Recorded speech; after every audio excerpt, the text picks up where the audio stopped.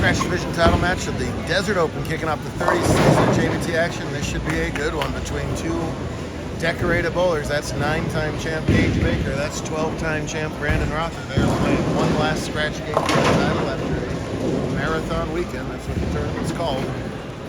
They're the two left standing. They were the 1 and 2 seeds heading into match play. Chalk held, and they are still the last two standing for the title. Gage trying to join the elite club of the 10-time titleist. I believe there's only 50-some bowlers in their 30-year history that have gotten to double digits. And experienced that last season when he reached that plateau. Both bowlers struck in the first. Gage was there in the second.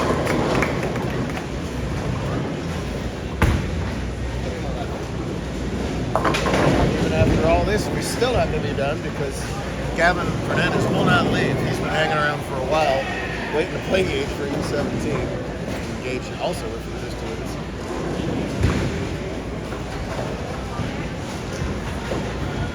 Most of you are familiar with Brandon. If you're not, get ready for pure raw power.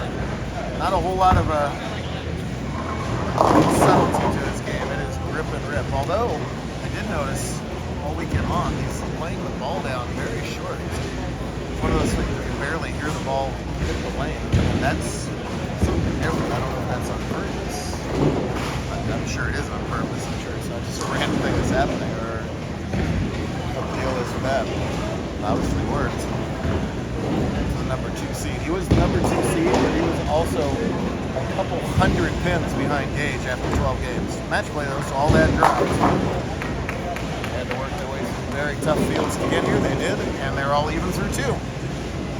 They're all even through 10. We'll do one-shot roll-offs until that tie is broken.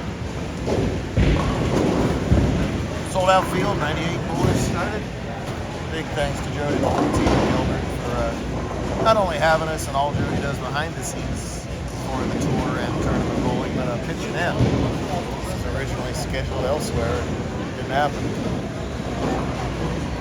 Gilbert jumped on it. Glad they did. Beautiful 44-lane facility here in the East Valley of ridiculously hot Phoenix.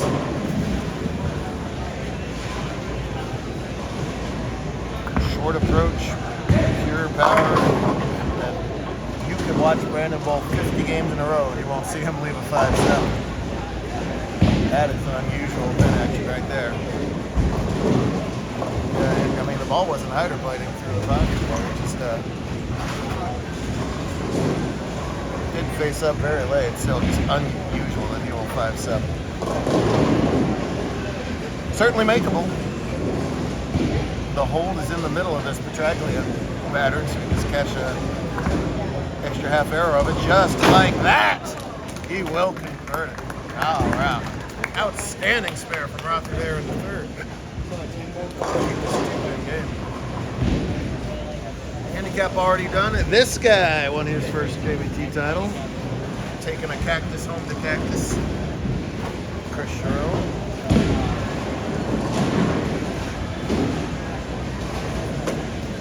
Girl scratch went to Jaden Mabry. Beat this young lady.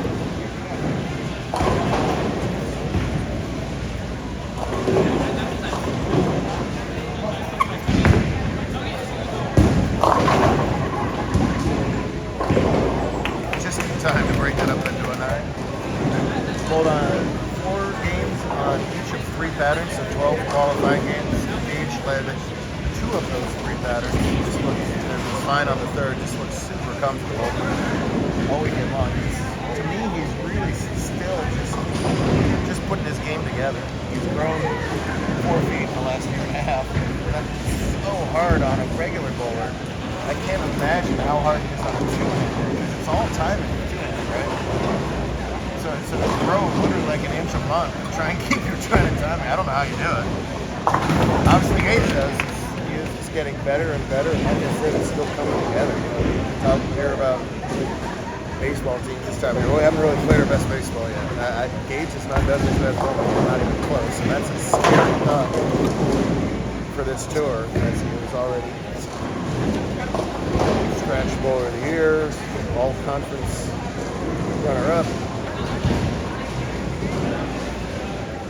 I feel like by the end of his career, which is still years away. He's going to be not fighting the other bowlers. He's going to be fighting history.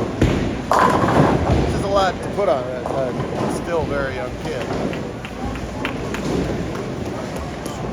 He's got the talent to do it. He's got the pedigree to do it. Well, I had so much going on at once that I didn't even bust out the tripod. You know, these handheld shots are very cool in modern cinema, right? Yeah. You know, my steady, non-nervous hand.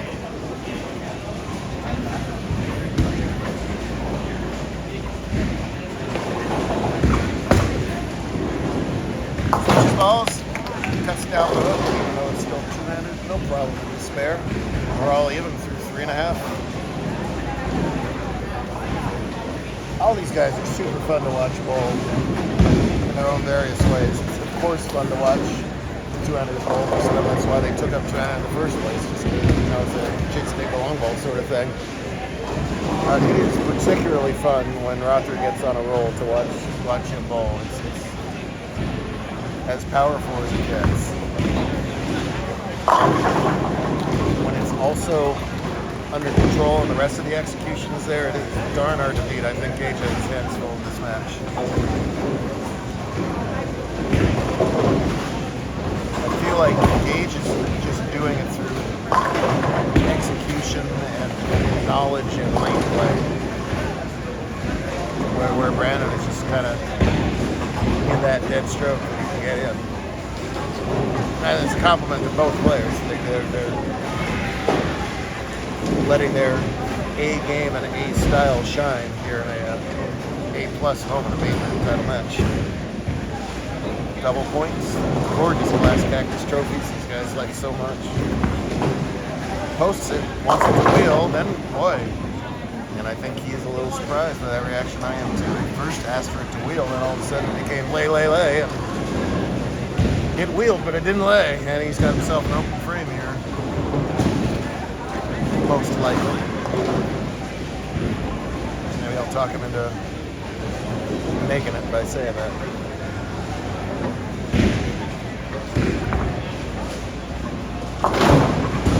Not to be, and an opportunity for Baker here halfway through this match. He gets the lead on the bench by 12. Going to figure out something on the bench. Stop and start to the season here in TPC, of course, just wrapping up 2 weeks ago.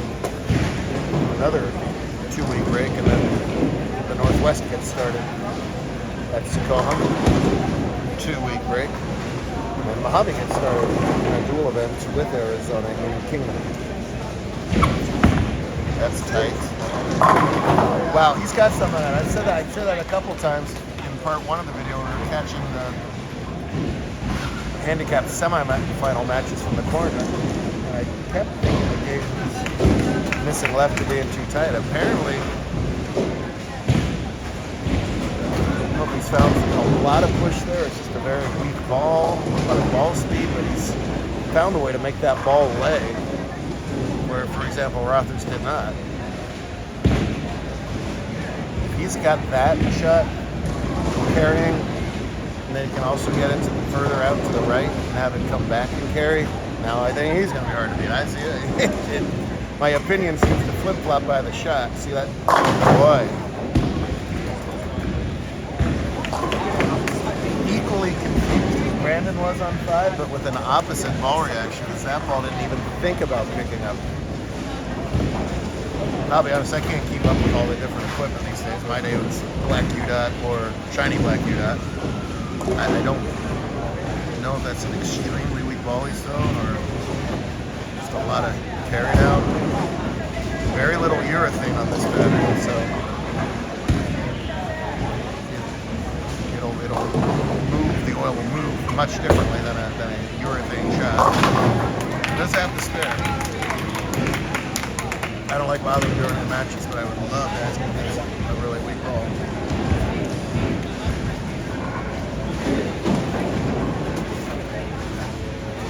Bowlers, of course, with these families so dedicated. A lot of these families are just wiped out in every way still.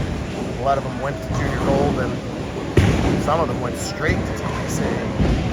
2 weeks, I don't know if that sounds like a lot or not, but that's barely time to recharge anything. Slap set, 10-pin silly. Limited reaction using those. That's great. A little more work to do.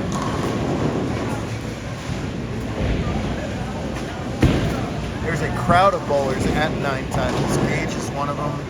Oh, I wish I could remember the other off the top of my head. There's others. There's a few.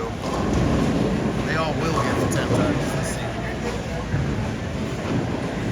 Yeah, it's really a pretty wide open season. A lot of our stars have either aged out or gone to college. We talked in the girls' match that we lost to Caitlin, Avery, and Kendall. That was most of the women last year in girls' scratch. So, an unfortunate break there for Brooklyn. It's great that he got the break, but he's got to figure that lane out this one last time there in the night.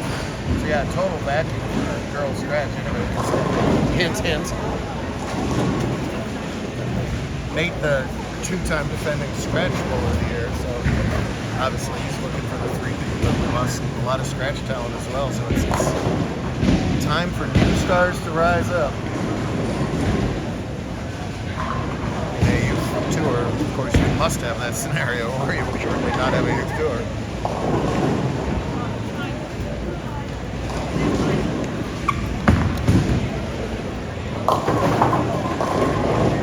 Boy, and I've just been complimenting these guys left and right, as I should be. They are spectacular, but they are now both getting really confused quickly. Lanes constantly change. They don't stop changing. There's not just a transition and suddenly that's it. Very often, by the time you adjust to one transition, the next one occurs. Fairly clear that that's happening now. Now each bowler has 3 frames to figure out just what the heck is going on and how the heck to counter it now. And it's Rother getting a 10-pin lead on the bench.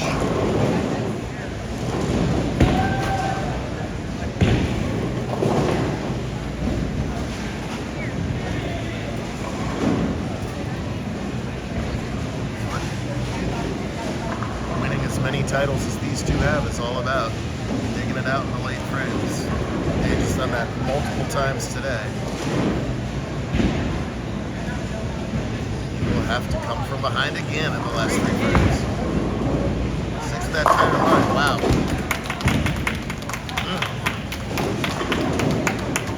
If that's the look he's got, he's going to have to ride it at this point. Man, that 8-10 was the last 2 pins to fall out of that. That is very much a fallback line. Rather with that tremendous break, that Brooklyn. For the full consolidation, getting a strike on either end of it. Looks pretty good on this lane, and this is the lane he finishes on as well, so a couple of good points in his side. He'll have to put it on the lanes, and wow. Quality shot, even with all that power, just a half 10, sits there and looks at him funny. Spares it up. He'll continue to lead by 10 pins through 8 frames. Good drama on a Sunday afternoon. I thought we might be up in the 230, 240 level in this match. Both of them were pretty zoned in. Gage just off a 277 game, but pair to pair.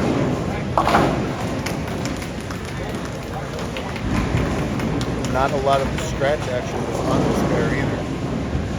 And that's yet another factor.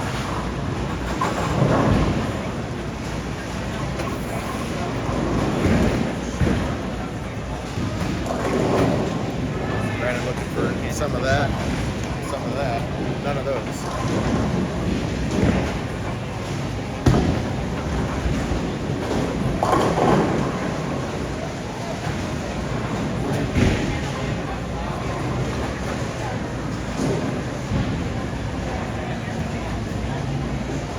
Timpin leads, spare working, 9th frame, Desert Open title match. Rother wants it to push, and it does. Well, great news for Brandon. He's off that left-hand lane, and he did flush the strike there, so he'll finish on what really seems to be the better lane. Maybe for both bowlers.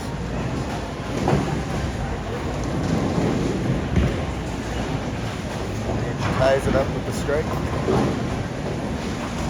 Both bowlers counts at 5. It's nice. I get the overhead shot at the scoreboard, and Gage's head is still. It's amazing.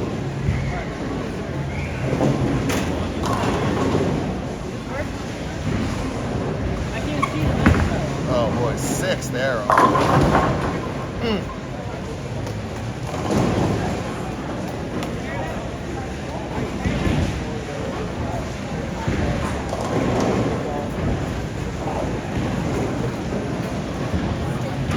That's like a old school US Open line.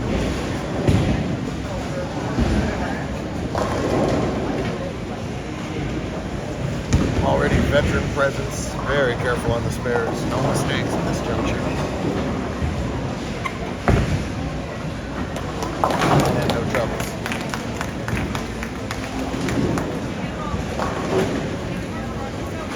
See the scenario, all 3 makes Brandon's spare strike to tie. Gage cannot catch a double. He's reliant on a Rother Open.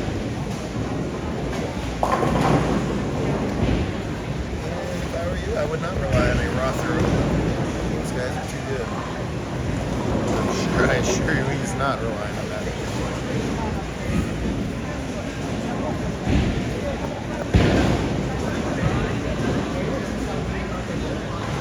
Familiar drawing off to the left hand. There's the shot. And that familiar result is becoming one of the Mr. and Mrs. Clutches on tour here very quickly.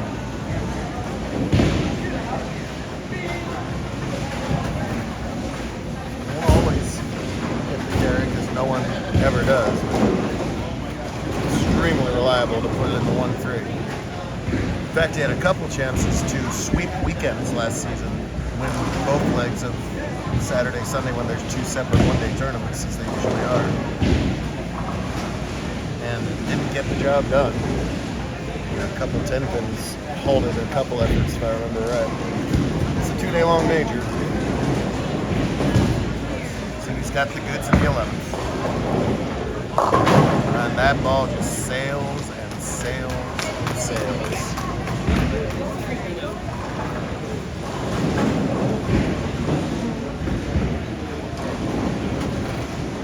Clearly he feels that if he could not get the ball right of that spot and get it to come back, and the one shot of evidence we have for that was when he whipped the head pin.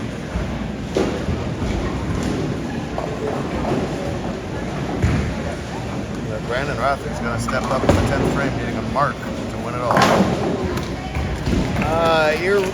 Irrelevant? Yes, irrelevant on that spare. 9 was good enough, and that's why he finishes with 184. Simple story. Any mark. You're a champ. Any open would be a very painful loss. 2 nice kids, 1 versus 2. Long days of bowling.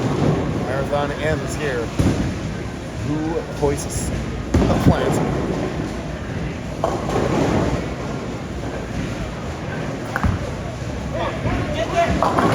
It'll be Rother. I'm not sure by his hand motions whether he wanted that ball to wheel, to lay, to do what, but he needed it to lay in the end as that crept up high at the end, trips out the 4-pin, gets the hit, and gets the title. Lucky number 13 for Brandon. He's quietly, he's really sneaking up there in those all-time stats. 10 is very rare. Each title beyond that you get to becomes rapidly rarer. The current active leader is Elias at 23, and he's now semi-active because he's off at college. Amazing. Happy camper.